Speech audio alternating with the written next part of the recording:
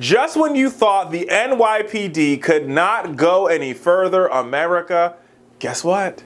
They did it again. Here's a story. Now, this one is a little bit like kooky and crazy for a lot of reasons, right? So this happened in the Bronx, New York. And there was a video released on Facebook. The link is below if you're watching this on Facebook. If you're listening to this on the radio, check out the link. It's pretty crazy. So the NYPD basically pulled over this guy for absolutely, positively no reason. African-American guy, right? The video begins with him they pull this guy over and they say, hey, get out the car. Do you have any weapons? And he's like, no, I have no weapons. I'm here minding my business. And they're like, hey, get out the car. And you're under arrest. And he's like, what might you be arresting me for, officer? And they're like, where do you have a weapon? And he's like, no, I don't have a weapon. Can you tell me why I'm being arrested?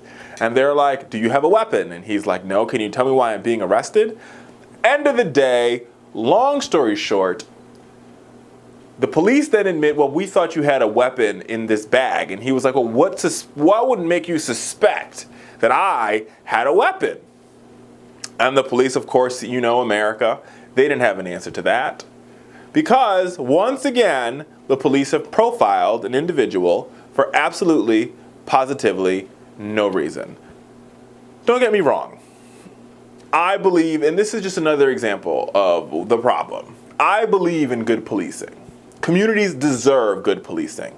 And let's also put this out here. Policing isn't the problem, America. Racism and bias is the problem. And when you infiltrate racism and bias into a police force, i.e. the NYPD, i.e. the LAPD, i.e. the Baltimore PD, I can go on and on. A long list of cities where this is a huge problem. What you then have is a situation where it's blue versus black. The black community versus blue police officers, police departments. And that's bad for business for a lot of reasons. Because most African Americans will tell you all they want more so than anything else is to have a safe community, a safe and welcoming community, a good public school. What they don't want is to be brutalized by police for absolutely, positively no reason. What we want to see stop happening is black men killed who are unarmed for absolutely, positively no reason. Not saying, America, that folks don't commit crimes. But 99.9% of African Americans are not criminals. Just like 99.9% of police officers aren't racist. But the 0.1% of racist police officers are spoiling the batch for the whole bunch. And every week you see this. Every week. This week we find out that the police department, the LAPD, has shot and killed a homeless African American man for, you guessed it, absolutely no reason. Even if they commit a crime. Even if they commit a crime. The penalty of that crime is not death. The police department has taken power to an all new extreme because the power to inflict death upon somebody, America, is a job of our jury system. A jury of your peers inflict death upon you, not a random Joe Schmo police officer. And all those folks out there, and I've gotten a lot of hate from a lot of people who are like, Richard, you hate the police. I do not hate the police. All I'm saying is that the police there needs to be a clear understanding between the job of policing and the job when it becomes police brutality. When you stop a black man for walking while black, for driving while black, for just plain out being black, we have a problem, America. It is a huge problem. We are facing a national crisis of epic proportion. And some of you out there can take sticks and break them in your ears and act like this is not happening. But every week, the same story replays itself. Unarmed African-American man shot at the hands or killed at the hands of police. These officers usually walk. Their union defends them vehemently. Nothing is wrong with how the police officers behaved. It's all about the victim.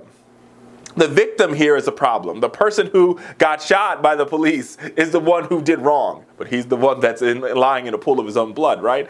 America, if we want to fix this thing, we've got to have a real conversation.